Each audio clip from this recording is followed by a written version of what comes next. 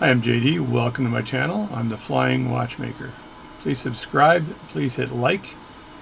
I'm sitting in an H160 helicopter, luxury version, made by High Performance Group, flying Microsoft Flight Sim 2020, using a 4090 video card and a 7850 3DX processor. This thing rocks. 64 gigs of RAM on flash. So here I am in the aircraft. I've got the Warthog throttle and stick, and they are amazing. It costs around 800 bucks, but they're worth every cent. So in this aircraft design, I'm also using the Tobii 5, the Tobii eye tracker, which allows me to look around. There we go. I got nobody flying with me today, so I better not have any medical issues. So this is the aircraft. I think I've got a few passengers in the back here. Yeah, and they're just relaxing. One guy's looking on his tablet and saying, "Why aren't we getting out of here?"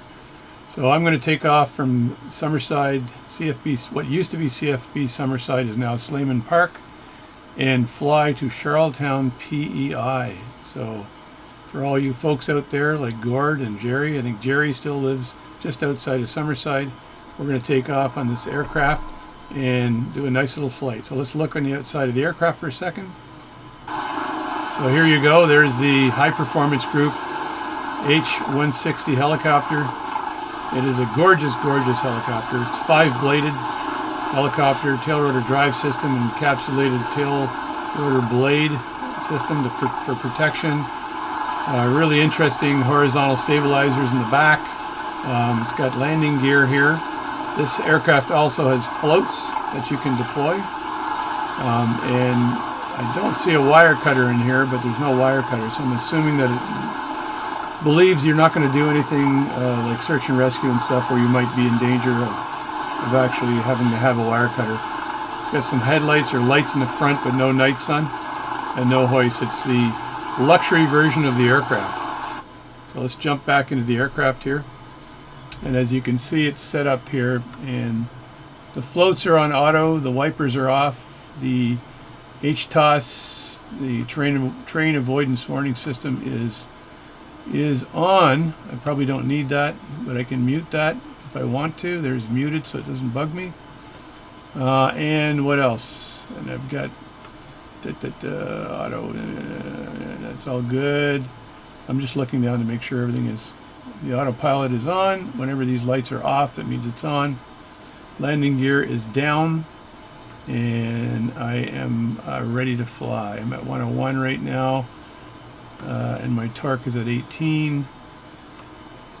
Everything seems to be in order, so we're going to go off and have a little adventure in Summerside. So you can see my collective here as I move it just a bit like that, and my stick. And if I look up here, all the settings are good here. I've got a DC GPU power unit on here. I think that's external power. I have to turn that off. It's on right now. If you look outside the aircraft when you have the external power, there it is there. It's kind of a start card or an external power. It's not a hydraulic start card, it's just the power for the aircraft. So I can jump in the aircraft and turn that off again. I don't need that on while I'm trying to fly. So we just turn that off. That'll get rid of that. Everything is good. Batteries are good. My radults are good. FMS is good. Test API. All that's good. Let's go. And I'm in flight mode, so we're going to just take off right now and see what we can, and go and head off to Charlottetown.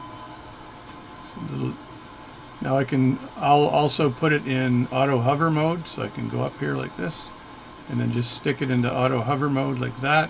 I've got it mapped on my collective, and I've got altitude, so right now it's on height hold and it's in hover mode, as you can see. And I've got my buttons down here where I can beep the aircraft up and down, so I can actually go up like this or down. And I've got altitude, as you can see, the barometric altitude hold or the RADALT or radio altitude hold. So I find the radio altitude hold works a bit better, but my buddies tell me that barometric is really good. So And I can look out the aircraft here. I think I hit my head if I go too far, but I can look around here and make sure there's no one left or right. And if I step out of the aircraft here, I can also tuck my landing gear in. I think I got a button map to that, so let's just press that and see if that works. And there we go. My landing gear are being tucked in nicely as I hover here. There we go. Landing gear are up, and I can rotate my aircraft here.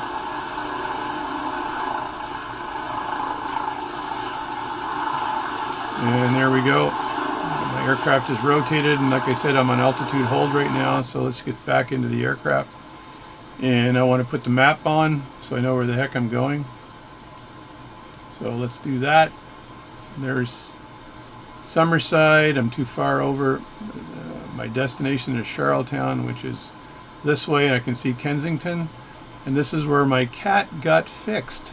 A little too much information there, but so be it. So I can turn off the hover mode, but it'll hold the altitude, so I want to turn that off as well. And let's just do line of sight for a little while and get the map back on. And I want to get my altitude up, and you can see here I'm just getting up here on the altitude. Air traffic control might bug me here, hopefully not.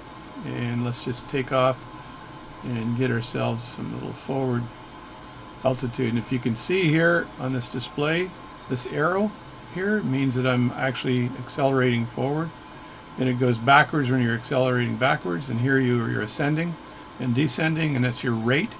So you want to make sure you control the rate on descent, because it's kind of dangerous if you don't have forward acceleration. And look at this, we've got those what are they called, windmills or whatever. These are the windmills Donald Trump said is killing all the birds. Oh yeah, those are the bird killing windmills. So let's just fly through those bird killers and see if I can avoid getting crunched up by a windmill. It would be funny if I hit one though. Funny and not. So I can just make sure I go between them and not. They're well modeled in this aircraft. Or the simulators, about how they spin anyway. So I'll keep my aircraft away from these windmills so I don't get in trouble. There they are there. So I'm using the Tobii Eye Tracker 5 I was saying earlier, and it's just so easy to just look around. It gives you such a realistic feel. It's almost like you're in, you've got the new VR goggles on, but you don't have to wear them. So I like it. It's super comfortable. It's kind of the morning right now, and we're just going to fly. Keep our altitude down a bit. I don't need to go too high for this trip. I'd rather just follow the road here and find my way to Summerside. I'm going to give myself a little bit of speed here, otherwise it's going to take me more than 45 minutes to get there if I take a normal route. So my buddy Rita has got the Penderosa resort over here on the left hand side. Penderosa Resort, if you ever want to stay there. And my buddy Jerry lives out this way towards Summerside. And as I was saying before, once I leave this area here, then I'm heading my way through to Kensington, and then I think that's the biggest city before you hit Summerside. So it's a very beautiful island. This island, it was potato farming mainly, so spuds as they call them. And if you ever listen to music, listen to Bud the Spud.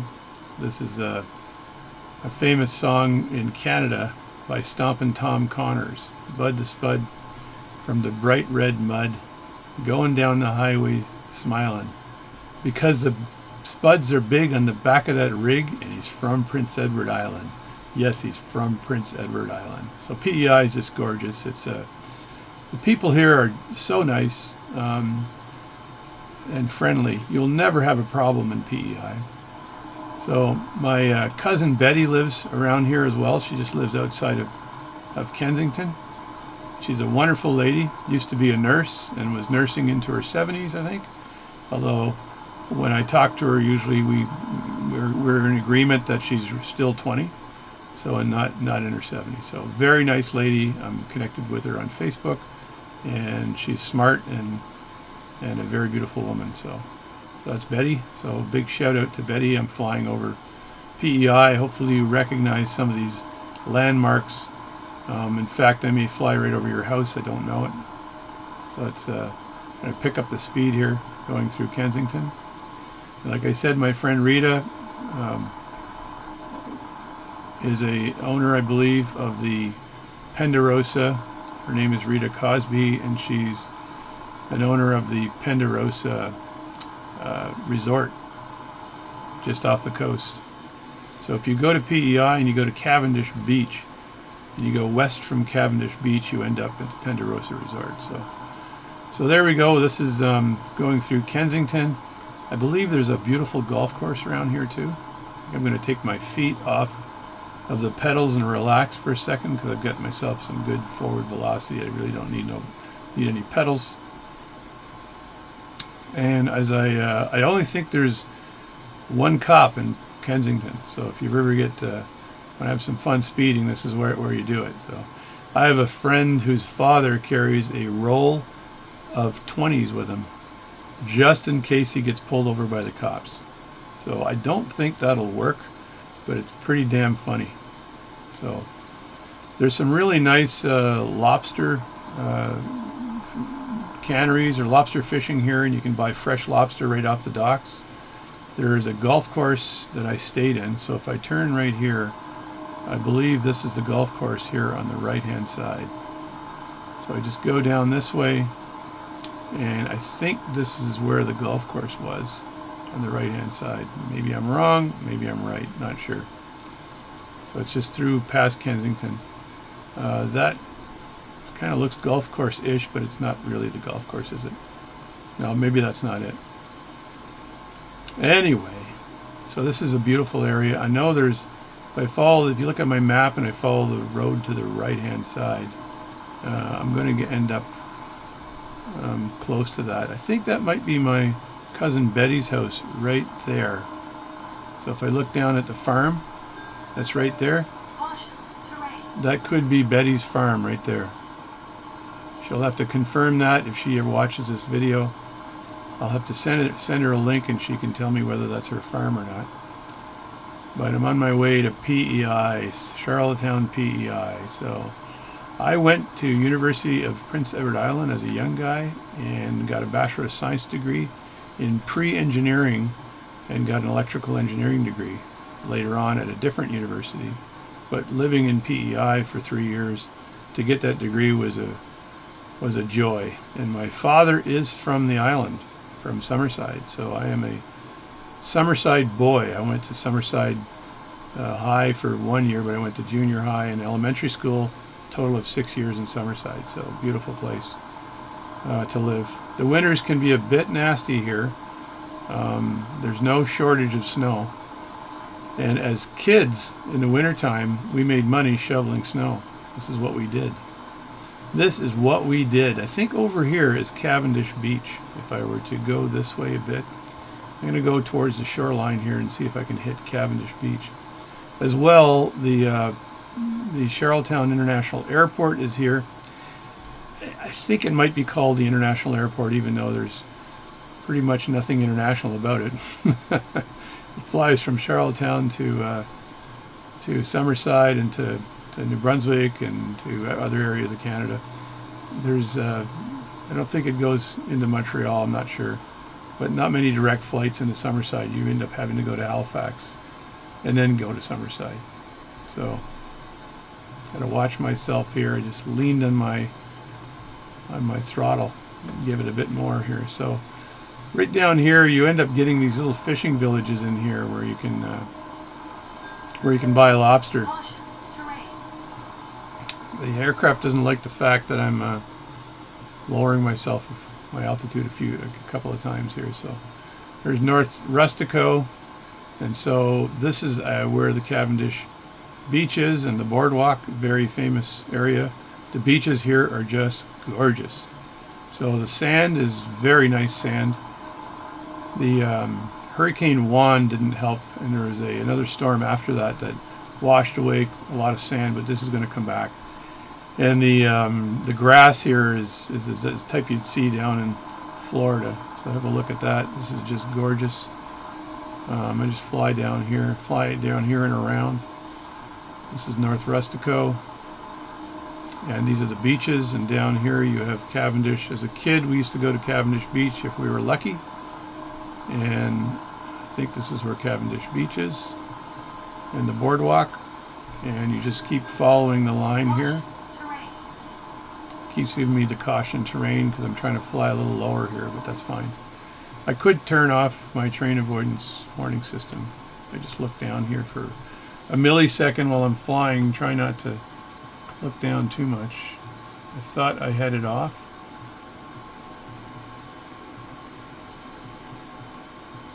Yeah, HTOS mute, so it's unmute now, I think, maybe. All right, let's try not to crash. Back up into the cockpit here.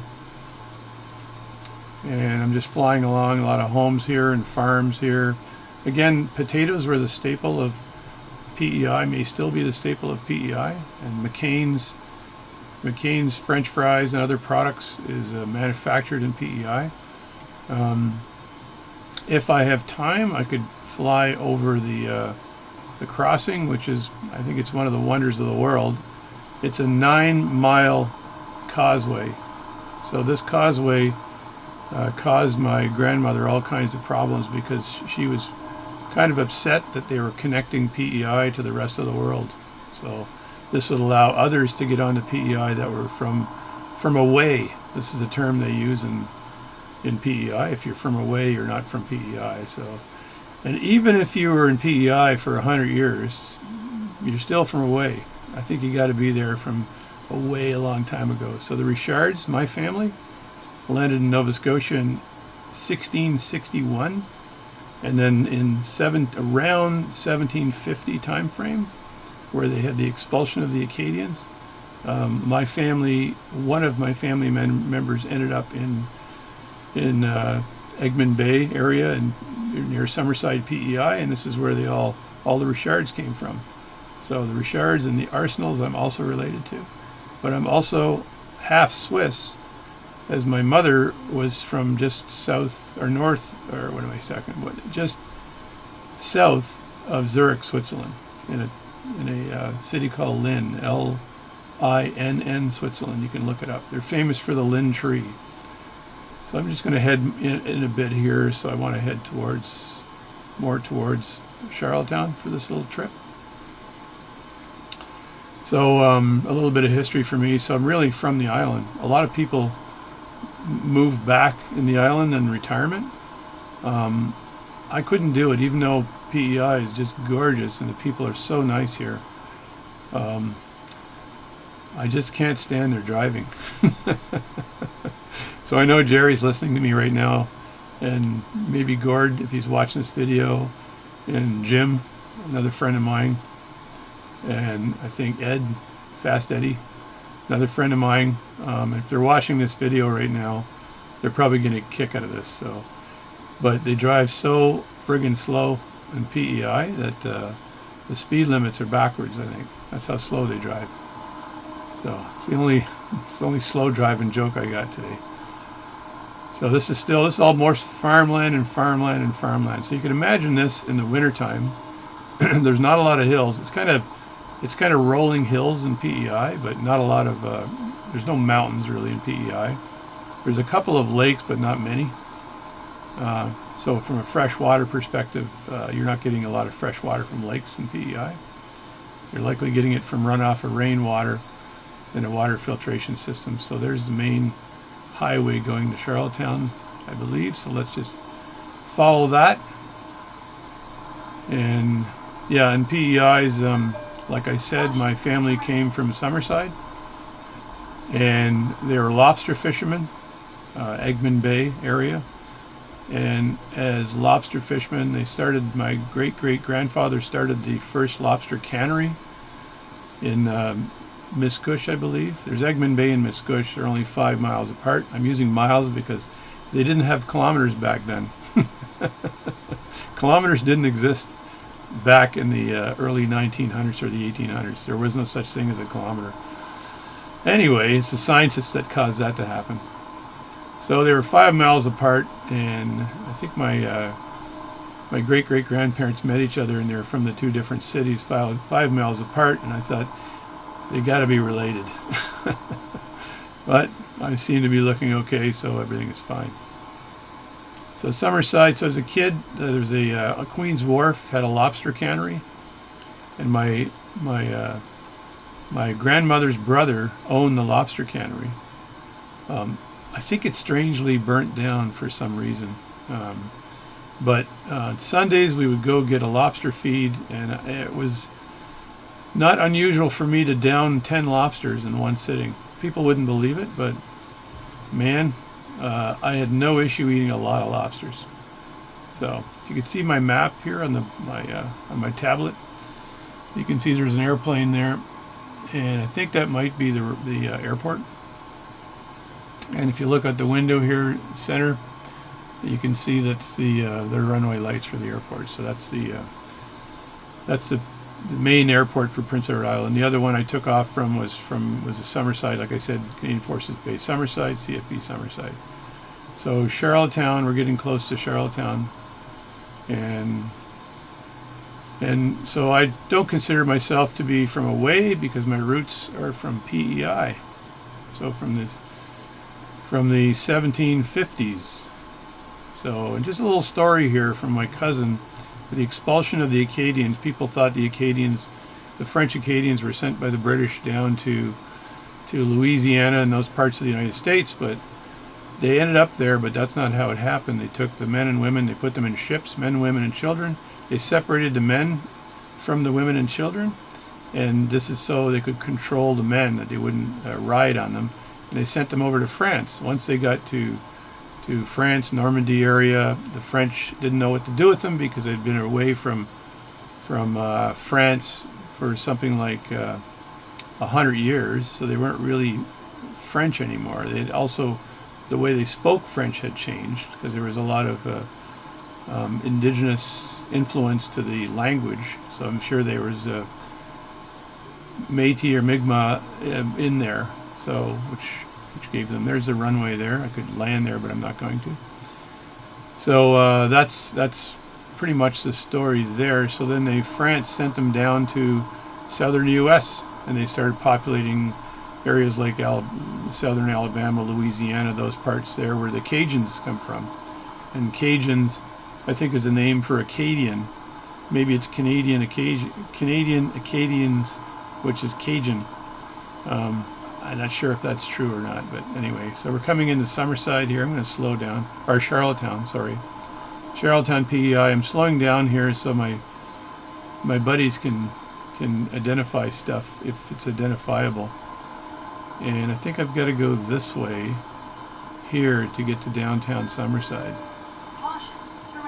I'm kind of going down pretty fast here, but I'm trying to find my way to the main street. I think that's it there. So there's a traffic circle coming up here, and there's a mall. So there's a mall right here. So the mall, I think, right there. Is that a mall? It might be a mall. There's a mall here where I played guitar once, and in that mall, I think it might be the mall right there. That is where I played Sultans of Swing with my buddy Gord. And if I've got the wrong mall, it's up here, but I know that University of Prince Edward Island is up here. I'm going to try to slow down a bit so you can see a bit of the island. And I got to keep an eye on my altitude and make sure I don't go too low and too slow. I don't want to crash for any reason. So here we go, and this parking lot here, this is a mall here, obviously. So if I get down a little further here, I'm getting into the more malls they've built in PEI and Summerside, or in Charlottetown. It's a very nice area. I lived a bit down here, so hopefully we can find our way to UPEI here. So doesn't like the fact that I don't have my landing gear down, but I'm not landing. I think this is the mall here where we played at the Cascade Lounge right there, and that's where I played Sultans of Swing when I was a kid. This was 1979, I think I probably did that. My friend Gord can confirm that, or Jerry. So this is the track, so I think I'm getting close to UPEI here. Let me slow down a bit more here. Yeah, let me get my butt down here a bit. So in PEI they'd call it your arse, right? You got to get your arse down here if you're going to fly properly here and see the island. So I'm trying to get down to a reasonable altitude so I can hover. And I'm watching my descent here so I don't end up eating it. So now I'm going to put it on hover mode, as you can see, with altitude hold on here. So now I can kind of look around here. And what am I looking at? There's a track, so that would be likely the university down here. And then over here, I think, is probably some of the buildings for University of Prince Edward Island. I think the main building here, yeah, this is UPEI. This is some of the buildings down here. And I think probably right through that window there is Head Hall. I think this might have been the main building that I studied in. And then the library is right there. And then there's also a college back here that's part of UPEI, and this is to train veterinarians. So it's a veterinarian college. I'm just going to step out of the aircraft for a second. Look around. So there we go. Yeah, I think that's down there is UPEI. That's the main parking lot right there. And yeah, that's where I studied down this way here a bit. And then way down there, you see those homes, or that's the residence down there. So that's the UPEI residence, and that's the college there for veterinarians. So let's just jump back in the aircraft. Yep. And if I just take it off a hover for a second and leave it on height hold, and because I've got my autopilot engaged, and see if I can go forward a bit. And I'm going to go towards the mall there. And I know that I used to cut through this mall to get home. I lived with my buddy Ed. And so I think that I think that there's the mall there, and Granville Street. Is it Granville? I can't remember where I lived. It's right there. That's the street I lived on right there. So that's where Eddie was from. And there's a reserve unit down here I was a member of as a kid. And there's downtown Charlottetown. Now, Charlottetown is where the Canadian Confederation was signed. So they have the Confederation buildings here. They all gathered, all the prime ministers gathered in Charlottetown to sign the documents to become a country. So, which is pretty darn cool. I'm kind of maintaining my height still here, but so that's some of the buildings down here. I think right ahead here is where the Confederation building is, and then there's some other buildings here. I think my buddy Jerry owns a wine company down here somewhere, so he has a infinite supply of wine, which is good. There's also a garrison down here, and that's where the Prince Edward Island Regiment is from. They fought in World War I and World War II, the PEIR. It's an armored regiment. It's kind of cool. And I think it's down here. There seems to be another school down here, but the regiment would be right down here, I believe.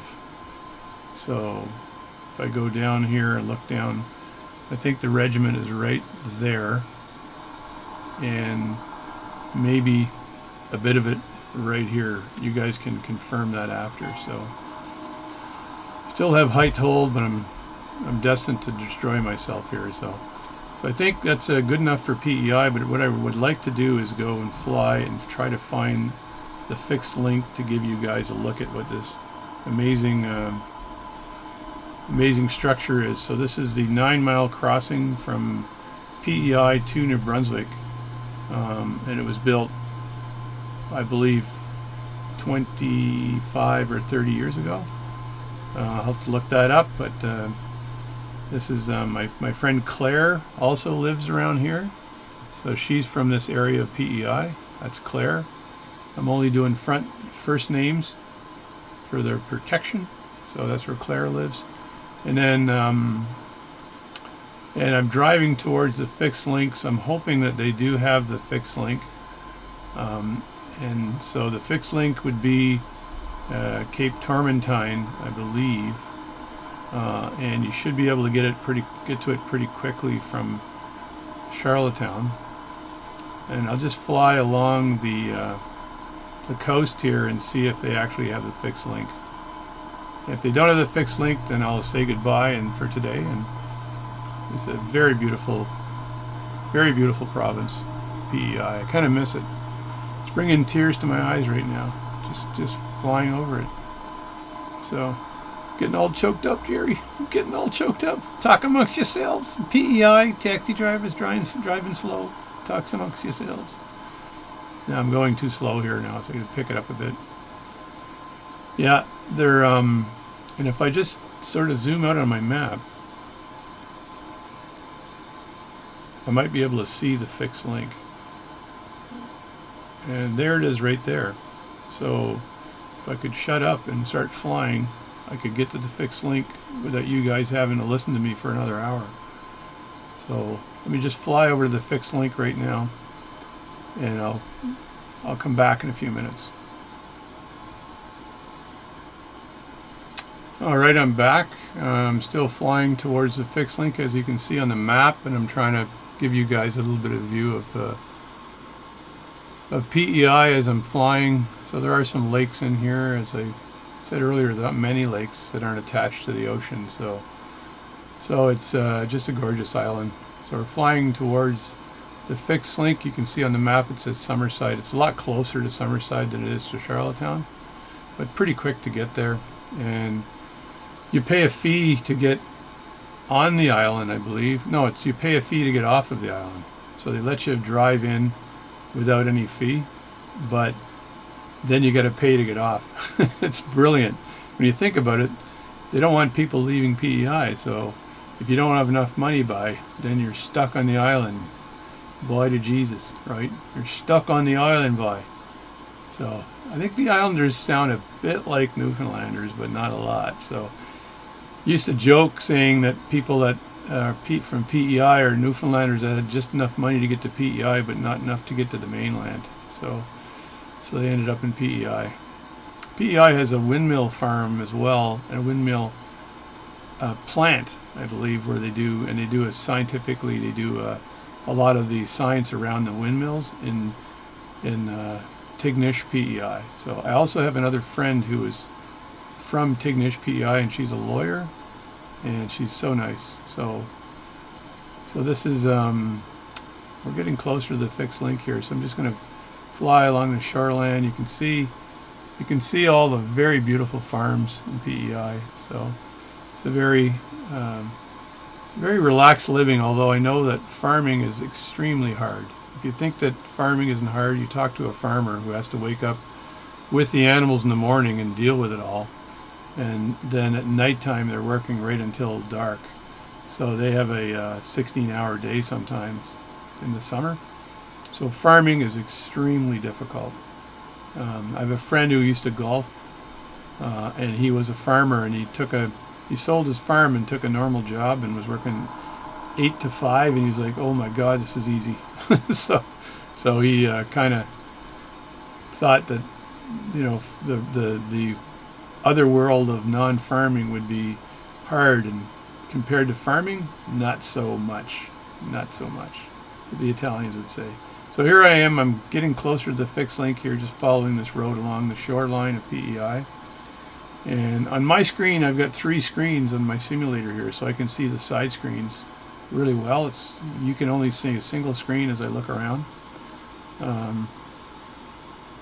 Yeah, and I can look around, and my peripheral vision is catching all kinds of stuff. Everything's good with the flight so far. No problems. Torque's good. Rotor speed's good. Yeah, altitude's fine. Oil pressure's good. I gotta make sure I don't run out of fuel. I'm not sure how much fuel I put in this aircraft this time. My overall weight, FMS message, yeah, 1 hour and 8 minutes fuel. I'm burning at 340 kilograms per hour, so I got an hour and 7 minutes left. So no problem. We're going to get to the fixed link before I run out of fuel, which is a good thing. I can actually see it in the distance. You look there, you can kind of see it. So the fixed link, as I said, is 9 miles across. They close it when there's extreme winds. Trucks will go across the fixed link. And if it's too windy, they'll blow around and it becomes hazardous for the trucks and for the other cars on the fixed link. They also have inside of the fixed link, so if you just imagine a structure made of T's. They took these structures, they lowered the pillars onto the floor of the ocean, and then they put these main T braces down, and they mended the braces together. So the only way I can say it here. And the fixed link was GPS positioned to be in the exact same place. They have a maintenance road inside of the fixed link. So if you look at the highway being on top, underneath that highway there's a maintenance tunnel where the maintenance guys can actually go from one end to the other without having to go on the outside of the fixed link. So it's pretty impressive, and it goes 9 miles across. And the base of the fixed link, that's where the at the water level is, there's a I think, what is it, beveled, so it crushes ice. So the ice will ride up the edge of that structure, and then the weight of the ice will break the ice as it bevels, as it rides up the beveled base of the fixed link. I'm not sure if we'll be able to see that when I fly up to it. I'm hoping we will, but this is a complete tour of PEI. I think I'm not hitting everything on PEI, but I'm hitting a lot of stuff. So I'm going to clear my voice up here. So there you can see the fixed link again out in the distance. It's a pretty amazing structure. Like I said, 9 miles across. I'm going to zoom in on my map a bit. And with a Tobii eye tracker, I got to keep my my eyes pretty steady. So there I am there, and just go out just a bit so I can see the fixed link. There we go. So that's the Borden. They used to have the Borden ferry. They had, I think, 4 ferries. The old scow was one of them, where I think it had ropes. There's a story about a gentleman who they used to have the horn to get off the ferry, and it went like this. Let me see if I can do this. Da da da da da da da da. Kind of those notes. And when you heard that horn, it was like 10 minutes to boarding. 10 minutes to boarding. Please proceed to your vehicles. So at that point in time, you put the really honky video game away. That was a dart throwing video game that had LEDs as your dart throwing device. And you and your parents rushed your butt down to the ferry, sort of in ferry parking. And below the in ferry parking, they actually had trains. So pretty big ferries. Anyway, there's a story about a gentleman who was in his car, and he was at the end of all the cars for the ferry, and they blew the horn to go into your cars, and he thought the ferry had landed. He drove off the back of the PEI ferry off the ramp and into the water and on the ice. And as the story goes, the guy actually survived. So this is what they say anyway. So these stories in PEI, you got to close one eye, because I'm not sure all of them are absolutely true. So that's a good one. And my father might have told me that story. So that's a good PEI story. So there's another story from PEI. They did rum running during Prohibition, and my grandmother told me this story, that the PEI fishermen went out and they saw a bunch of bottles of rum, or kegs of rum, that were floating, and they grabbed them because the RCMP back then were chasing the rum runners, and the rum runners just threw the rum overboard. So my my grandmother's father, my great grandfather, he and the boys went out and grabbed a couple of kegs of that rum, a lot of it actually. And when the RCMP came to their house to ask if they knew anything about the rum, they told them they never heard of it or whatever, but The table itself was propped up by 2 barrels of rum with tablecloth over the edge, so the police were actually sitting at the table with the rum, which I thought was pretty amazing. I'm going to get rid of the clouds here in my flight simulator weather, and this is so we can see, so I can basically get rid of the clouds and have clear skies so we can really see this bridge as I come up to it, right? So there we go. Just reset the weather there quickly. And here you go. There's the entrance to the there's the entrance to the Borden, where the Borden ferry used to be. The ferry launch was actually just off from where the bridge was because they had to keep the ferry active while they were building the bridge. So let me just slow down here, and I gotta watch myself as I do this, because in the past I've crashed a lot doing this, and I don't want to do that again. So you just pitch up with your aircraft, watch your altitude, and get yourself down into a good position. I'm going to have to use my pedals again a little more because I'm only at around just above 20 knots here, but I want to get down a little lower so we can see what's going on here. So let me just lower my altitude a bit. So as you can see right here, I'm keeping an eye on my descent rate, because that's so critical when you're flying these aircraft that you don't descend too quickly, because you can lose control, especially if you descend and then the helicopter actually starts going backwards. The wind would push the tail and could cause all kinds of problems. And I think helicopter pilots out there probably know that, and they've experienced it in their life a few times. So we're getting a little bit closer here to the Borden ferry. There's a windmill down there. I also don't want to hit. And see, check power. So it's giving me a warning. And the minute you get that check power warning, you got to punch it up just a bit so you don't end up crashing. So I can get rid of the tablet now so we can have a better view out front. And once I get low enough, I'll hover so you can see the entrance to the bridge, or the causeway, or the fixed link. This is what they really call it, is a fixed link. And then we'll fly along the fixed link.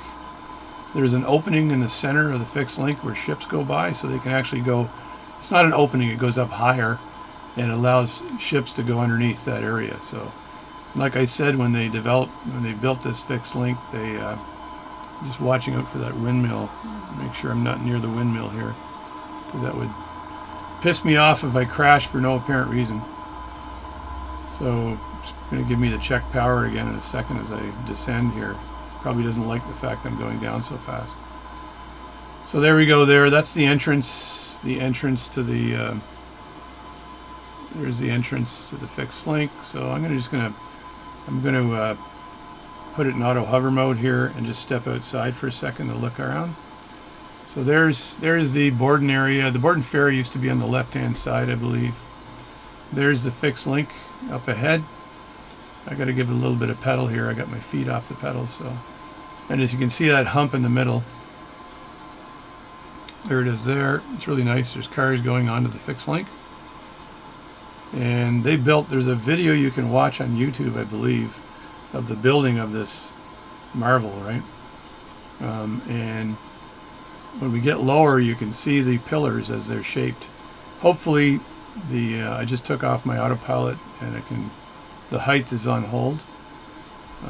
Probably want to get rid of that too, but there's that hump in the middle that you can see, and that's where the ships go under. So let me just get on here, and I'm going to turn off my height hold like this.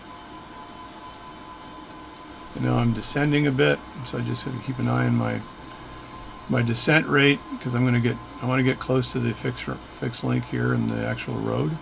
So there's it's like a highway built on all these major cement concrete structures. So I think some of my buddies might have worked on the fixed link. So, oh, and by the way, in PEI, your friends are called your buddies. Okay, so it's the term for friend, me buddy. So you can see the base of these things. I think they modeled it fairly well. You can see the base of these things, how they're sloped, and that's to allow the ice to break. And they've even did a good enough job here where they've got the ones that are closest to the island, they've got gravel on them. So that's gravel on those ones, but as you get out further, there's no gravel, so they're sunken. Just try not to crash. So there it is there. I think there's no cars on the fixed link today, so it must be a windy day. Let's go to the hump of the fixed link. It's 9 miles across, so it's not going to take us too long to get here. But you see these structures. They seem to have them. No, they're not twisted. They just look a bit twisted as you're flying by them, right? But they're really not twisted. So it's a nice day out today, and I can change the wind to make it a little bit more realistic here because it's too calm a day today. It's calm. Let's put a little bit of wind in here so it's not as calm. So ground level wind. I think if I put my wind up, my wind speed just a bit, and you're going to see some waves here which look a lot better here within the simulator. So this is what it would really look like out in the ocean.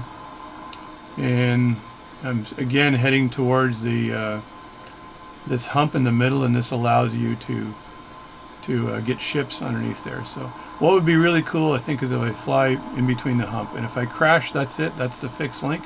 Thanks for watching my video. But we're going to try flying. We're going to try flying in between the pillars of the fixed link, and that'll be pretty cool. So you guys, if you've watched this long, you'll see some crazy and dangerous flying by me. But I've been flying these simulators for a lot of years, so I shouldn't. I'm looking at my altitude, and I'm still doing okay. I'm going about 100 knots, so I should be able to. So you can see how a ship could get through here. And I'm getting pretty low here, but that's fine. And this is how a ship could get through. I'm going to go through the center one of the fixed link, and you can see what they look like from side to side, which is pretty cool. I'm going to watch my blades and come in here. So they look a bit twisted. I'm not sure if they're twisted. You guys can look that up. But there we go. I'm flying through the center of the fixed link. Now, if I land in the water, I believe my float bags will go off. So shall we try that? I'm going to land in the Atlantic Ocean and see if I can lower my float bags. I think I've got them on automatic, which is good. So let's just lower ourselves a bit here. Not too fast, not too fast. Not too fast. There we go. I think I'm going backwards here. I gotta smarten the hell up here. And I could end up hitting the pillars if I go too fast here. So there we go. You lower myself again. And into the water I go. Come on, float bags, you can do it. Alright, I crashed. I think I hit the water too hard. So thank you very much, JD. Thanks for watching this long trip over PEI. It's just a gorgeous, gorgeous place. And I'll see you next time. Thanks a lot. Damn float bags.